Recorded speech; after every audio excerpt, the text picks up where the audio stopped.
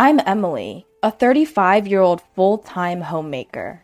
Just the other day, I gave birth to twin siblings, John and Sarah.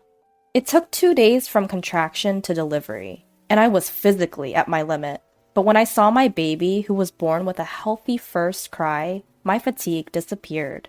Originally, I was supposed to go home, but 1 month before I gave birth, my mother was hospitalized for surgery. My parents were eagerly awaiting my return home with the babies. My mom even said, even though she's recovering from surgery, it's okay for me to bring them over. But this time, we prioritized my mom's health, decided not to move back in, and do our best by cooperating with my husband. But instead of a joyful time raising our children, something unexpected happened.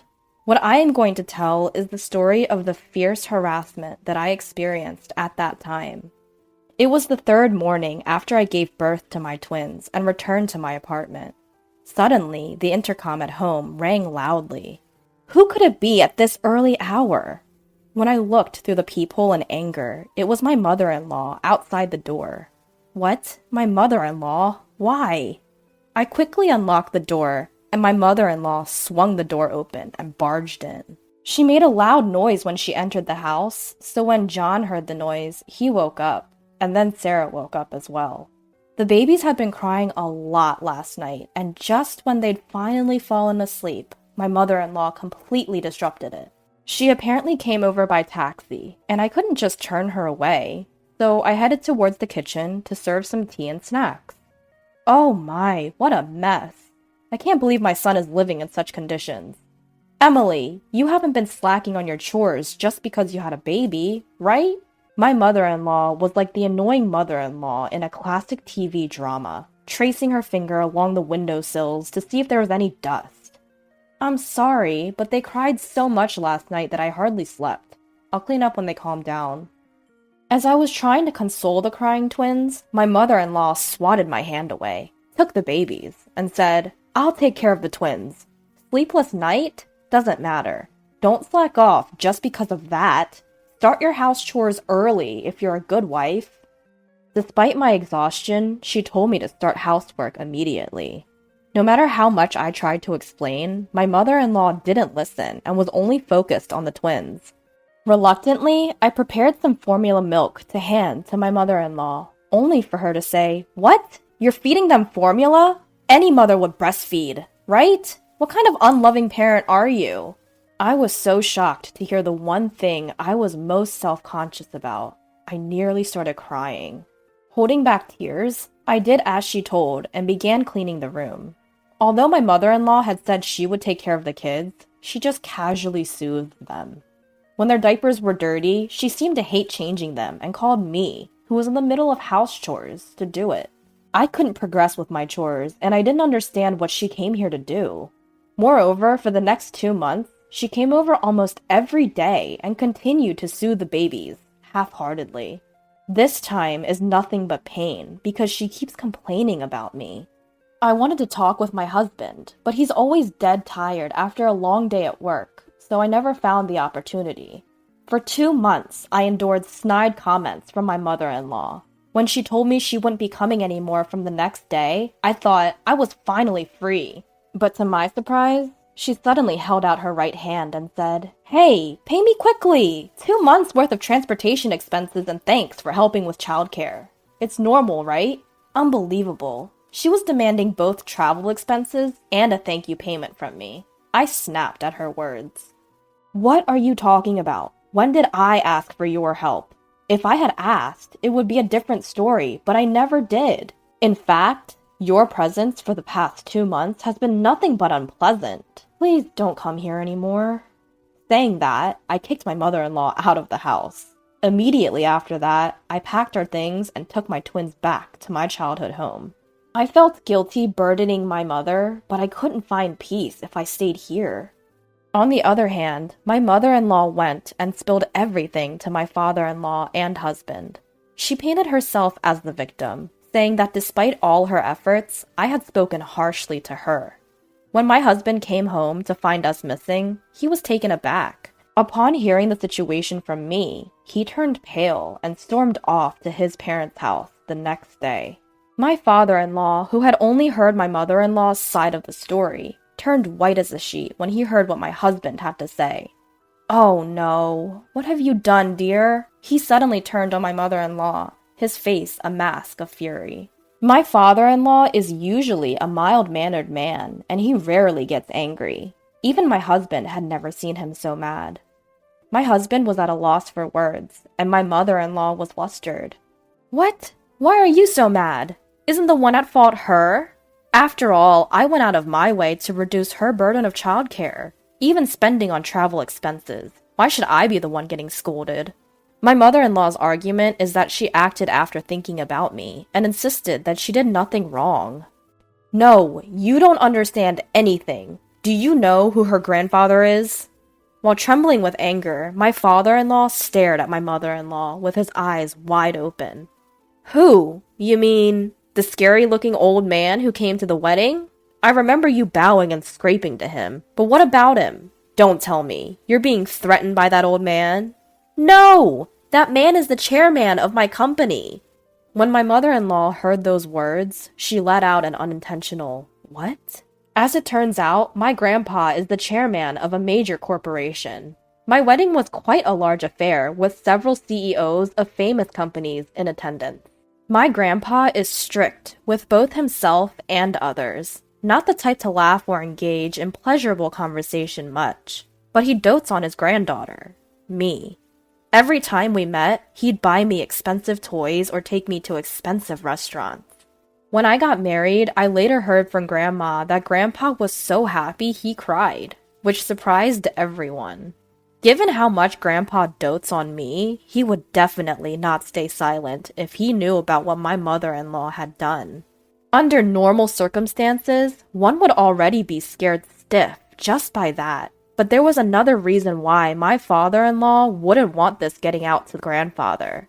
I was on the cusp of either getting a promotion to a managerial position or not. If I became a manager, my salary would significantly increase from what it is now. It was an important time for me to give my best, and yet, without understanding how I felt, you stirred up this mess. What on earth were you thinking? My father-in-law could care less about me. Right now, all he's thinking about is his promotion, rather than his family. My husband, who knew his father's true intentions, seemed to be deeply disappointed that he didn't think about the twins and me, even though he was his own parent. He said, "Enough is enough. I'm disappointed in my dad who only thinks about himself, and shocked at my mom who's been bullying my wife.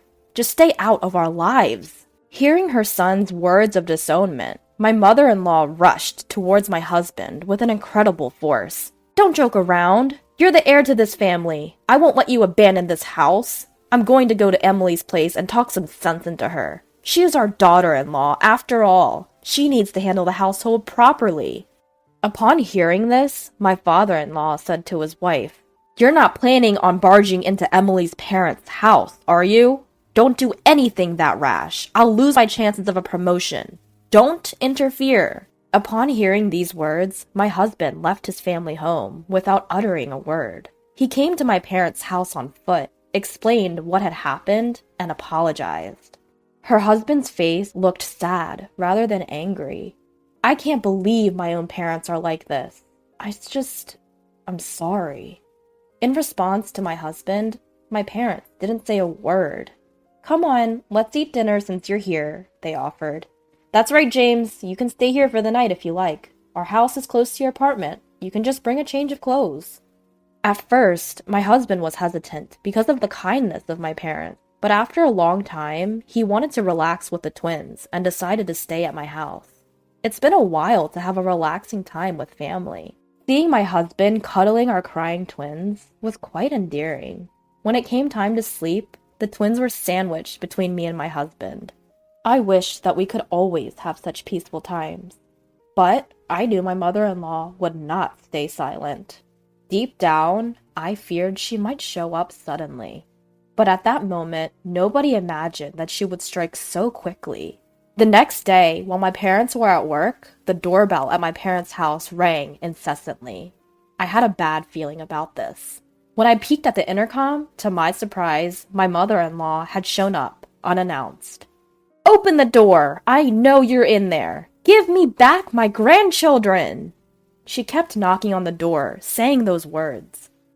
My mother-in-law rang the intercom repeatedly while banging on the door, and the twins were crying so much. I was almost going crazy, but then a person opened the front door for me. Finally, you opened the door! Now quickly hand over the twins to... Wait, who are you? The person who opened the door instead of me was my grandfather. Who do you think you are, banging on someone's door like this? How rude! Whether my grandfather was angry or not, he spoke with a stern voice to my mother-in-law. As expected of my mother-in-law, she looked dumbfounded and couldn't say anything because he spoke to her with such a voice. Wait a minute. You can't be the chairman my husband has mentioned, can you? My mother-in-law, her voice was shaking, asked my grandpa. Huh? Oh, now I remember. Are you James' mother-in-law? I didn't recognize you because you didn't introduce yourself at the wedding. My mother-in-law had been entirely against our marriage. She felt as though she was losing her son she had raised so carefully, and she adamantly refused to attend the wedding. However, the people around her managed to persuade her to attend the wedding, but I heard that she didn't say hello to my relatives at all and just sat in the waiting room with a sullen expression. So it's no wonder my grandpa didn't recognize her. When he realized she was my mother-in-law, my grandpa's face turned even more intimidating, and he stared at my mother-in-law, who was trembling. I had previously told my grandfather everything I had been through. He probably expected my mother-in-law to burst into the house, which is why he had been staying here for a while. Well, the real reason was that he wanted to see the grandchildren I had given birth to. But he hadn't expected such an early assault. I didn't come here to bother you, Emily. I just came to see the twins because you brought them here without telling me. It's cruel not to tell me, isn't it? She insisted that she just came to see the twins and not to harass me. However, I couldn't believe the words of the mother-in-law, who had been banging on the door and pressing the intercom repeatedly, yelling to give back her grandchildren. Is that so? But didn't you tell your granddaughter earlier to return my grandchildren? Since when did they become your possessions? Even my mother-in-law couldn't ignore these words, and she argued back. What are you talking about? Those kids are the grandchildren of our family. Especially John, who was the heir. They are rightfully our grandchildren, not yours. Yes, the only reason she doted on the twins was because they were the heirs. She also loved Sarah, but John, being the heir, was her favorite. I see. I understand your affection for the twins, but is it right to neglect their mother, who was exhausted after childbirth? You forced your way into her home, which is quite a terrible thing to do, isn't it? My mother-in-law was taken aback by these words and began to look pale again. Wait, you're not going to tell my husband about this, are you? He specifically told me not to come here. I can't let him find out.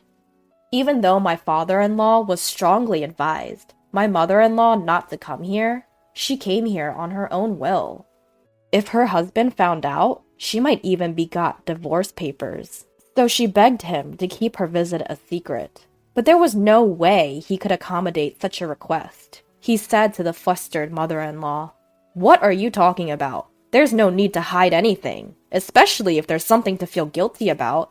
I'll let your husband know that you came to visit us. Now, be sure to make an appointment next time you come, okay?" Leaving these words behind, he closed the front door. Normally, my mother-in-law would have knocked on the door many times and pressed the intercom many times. But now that the grandpa, who was the chairman, is at home, it seems that this time she went home quietly. She didn't say anything about her abrupt visit to my family's home, but my grandfather later summoned her husband to his office and explained what had happened. Despite having been emphatically told not to go to our home, my father-in-law was visibly angry that his wife had done so anyway. I deeply apologize for my wife's thoughtless actions. I'll make sure she never does anything like this again. He apologized sincerely to my grandfather.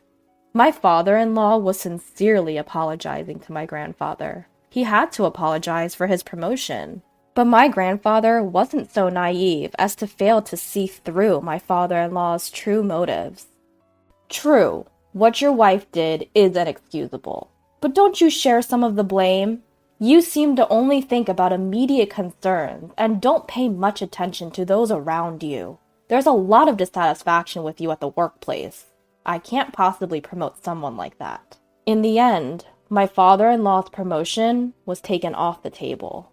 Thinking that he couldn't get promoted because of his wife, my father-in-law went home, gave his wife an earful, and slammed down a completed divorce paper on the table before packing his bags and leaving. Until now, my mother-in-law has lived only on my father-in-law's salary, so if he abandons her, she will not be able to live in the future. She tried to persuade him, but it was too late. The damage had been done and was beyond repair. All of this happened because of that woman. She should never have married my beloved James. I can't forgive her. I'll never forgive her. Having lost everything, my mother-in-law went on a rampage and stormed my parents' home. She banged on the door and shouted at the top of her voice, "I've lost everything because of you. If only you weren't here. Give me back my grandchildren. Give me back James." It was already past 9 p.m. It's extremely insane to bang on the door while yelling at a time like this. Unable to endure it any longer, my husband called the police. My mother-in-law was taken to the police station in a squad car. To the very end, he apologized to my parents and my grandfather for causing trouble, but they knew that my husband was not at fault. Feeling relieved that peace had finally returned to our home was a refreshing feeling. Hopefully, no one will bother us anymore. It would be nice to finally live peacefully. It was regrettable that things had turned out this way, but knowing that we could finally focus on raising our kids in peace, I felt a sense of relief. Afterwards, my in-laws divorced. My mother-in-law returned to her parents' home. The home where my mother-in-law was living was in a remote rural area, much like Nebraska, where only a few buses run per day. Without a driver's license, it wouldn't be easy for my mother-in-law to travel here. My mother-in-law, who had been so eager to have her grandchildren all to herself, seemed to be having a hard time living without seeing them. She apparently repeatedly begged my husband to let her see the grandchildren and to make up with me. But my husband, unable to forgive his self-centered mother, blocked her calls. My mother-in-law, who was unable to meet her grandchildren and was cut off from her son, became completely absent-minded. It seems that her parents didn't say anything to sympathize with my mother-in-law. Having truly lost everything, my mother-in-law locked herself in her room, crying tears of regret every day.